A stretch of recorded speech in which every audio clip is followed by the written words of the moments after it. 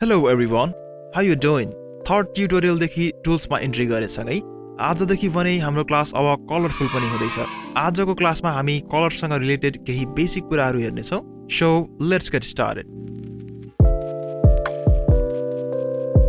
यहाँहरूले स्क्रिनमा देखिसक्नुभयो, आज हामी कुनै पनि शेप र टेक्स्टमा साथै तिनीहरूको आउटलाइनमा कलर कसरी फिल गरिन्छ भन्ने कुरा सिक्नेछौँ।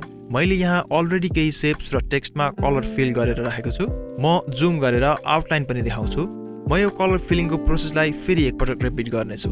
फर्स्टमा म शेपहरू क्रिएट गर्छु, रेक्टेंगल, इलिप्स र स्टार।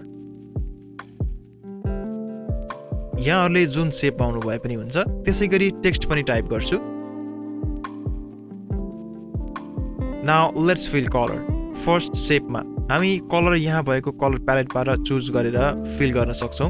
कलर फिलिङको टार्गेट दुईवटा हुन्छ, एउटा शेप र अर्को त्यसको आउटलाइन। शेपमा फिल गर्न सिम्पली शेप सेलेक्ट गर्ने। अब कलर प्यालेटमा गएर डिजायर्ड कलरमा लेफ्ट माउस बटन क्लिक गर्ने र आउटलाइनमा कलर फिल गर्न डिजायर्ड कलरमा राइट माउस बटन क्लिक गर्ने। आउटलाइन पातलो भएको अवस्थामा नदेखिन पनि सक्छ।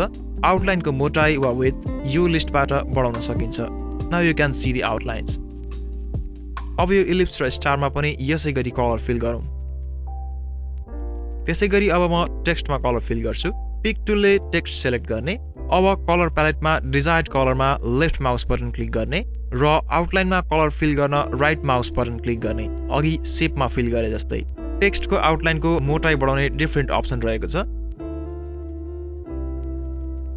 यसको लागि यो पेन टुलमा क्लिक गर्ने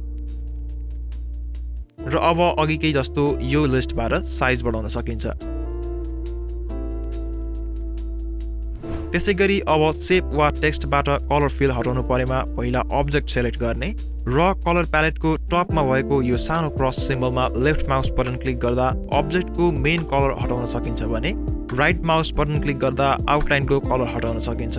अब्जेक्ट अर्थात् कुनै पनि शेप वा टेक्स्टको आउटलाइन र यिनीहरूमा गरिने कलर फिल साथै कलर प्यालेटहरू सम्बन्धी एडभान्स अप्सनको बारेमा हामी अपकमिङ भिडियोहरूमा सिक्नेछौँ। आजको लागि यति नै। Keep exploring, keep learning, and thanks for watching. Namaste.